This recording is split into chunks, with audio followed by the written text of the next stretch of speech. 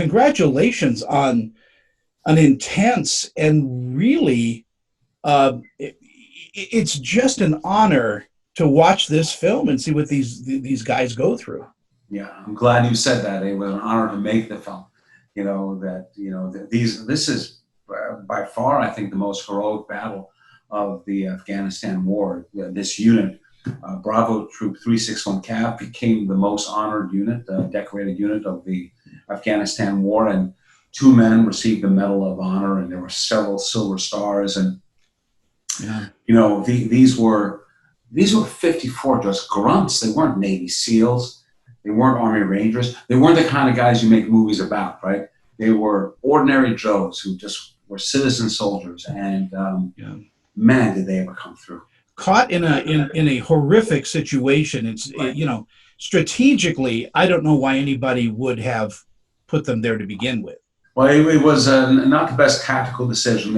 This unit was put along with a few other units at the base of these mountains, and completely gave away one of one of the most obvious and famous rules of military strategy: never give up the high ground. And they gave up the high ground completely, and it was inevitable that one day hundreds and hundreds of Taliban would descend upon them and try to destroy them. And that's exactly what happened on October 3rd of 2000. It really reminded me of Custer's Last Stand. I mean, just being surrounded in a valley, and there you have it. I think that's exactly right. And it reminds you of a movie, say, like Zulu. I don't know if you ever saw that one with Michael Caine, or it's Thermopylae. And it's, but you know what? I mean, they did it. And Custer had a much worse result than these guys. Now, there were 8 men who did perish in this battle, and we honor them in this film. And this film, in many ways, is meant to keep their names alive. But the battle was ultimately won. They held the base. They prevented a full slaughter of the unit, and it was really absolutely extraordinary. What is the hardest part about filming a battle scene? Well, in our case, first of all, we didn't have that much money, and we didn't have time. And so what I needed to do was I needed to shoot the battle sequence in as many one-shot continuous takes that I could, right? Meaning that anytime that you're in the battle, we don't cut in and out of one shot to another shot. We don't see good guys firing a gun and then the bad guys going down and then an explosion here. We just stick it in one continuous shot. And if you do it right, you can save time. If you do it wrong, you can be completely screwed. And we did it right. And I think that these shots end up being incredibly immersive. And I think it's safe to say that you have never seen anything like it. Because you're limited by funds, do you storyboard everything out first? Well, I did storyboard a little bit, but I did something new, which is Scott Eastwood broke his ankle right before the movie began. So the insurance company gave me another 2 weeks of preparation so that he could heal. And I took those 2 weeks, and what I did with them is I rehearsed the hell out of these scenes on my iPhone. Yeah. Right? And so that became sort of our storyboard to show. I had a stuntman go through the paces of what I wanted the actors to do, and show the cameraman what I wanted to do, and that became our storyboard in a way. I would imagine that if Scott Eastwood broke his ankle, the hardest part is telling his dad about it. Yeah, I think probably Dad was not informed about this. You don't want that. As with all serious pieces of film, I've found that the most serious, there's also you have to let off some steam. So were there a lot of practical jokes going on set? I wouldn't say they were practical jokes, but there was a tremendous amount of camaraderie. And, because these guys really went through the ringer, I put them through basic training and so on. And so between takes, they'd all be up in the village, and they'd be playing music. You know what they'd be doing?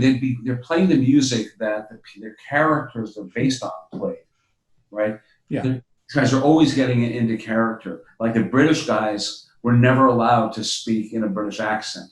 if they did, there would be a lot of push-ups, right? Wow. And so these guys, they lived together, they ate together, they did everything together. They were a military unit. And if there were practical jokes, they didn't tell me about it, but they certainly became a family. One of the most endearing scenes to me in the film is toward the end. I'm not giving away a spoiler, but there's a moment where one of the soldiers is breaking down, just starting to well up. Yeah. He says, "I know it's not the right time," and the others, Yes. yeah, it is the right time. Right. What an incredibly written scene. Yeah, that's a really beautiful moment. And there was and our writers are Paul Tamasy and Eric Johnson. Yeah. We there is, somebody once said that um, when a soldier cries, it's not because he's weak; it's because he's been too strong for too long. Yeah.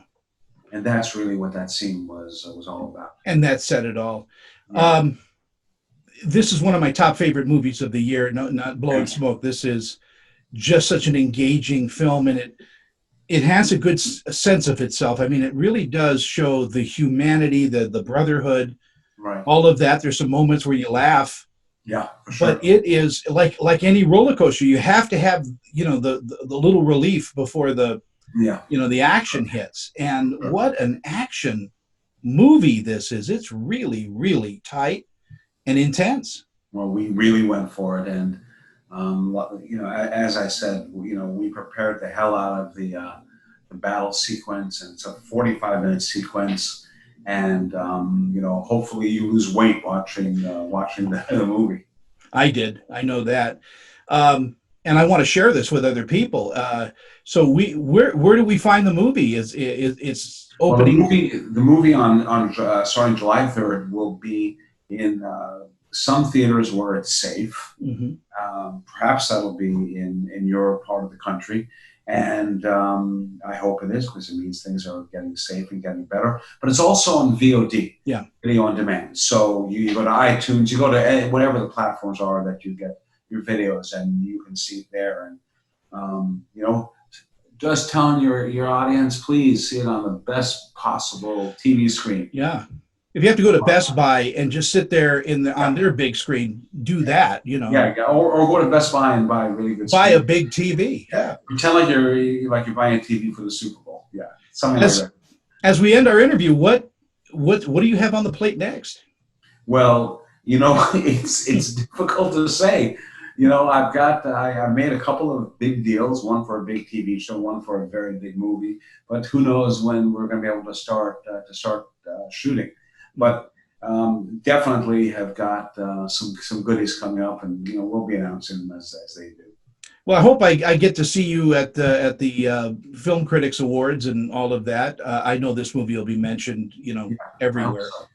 And again, watch this movie either in a theater, which is my first suggestion, because you got to see this on a big screen. Right. Or if you're in an area where they're not opening theaters, catch it on VOD, all platforms. Yeah.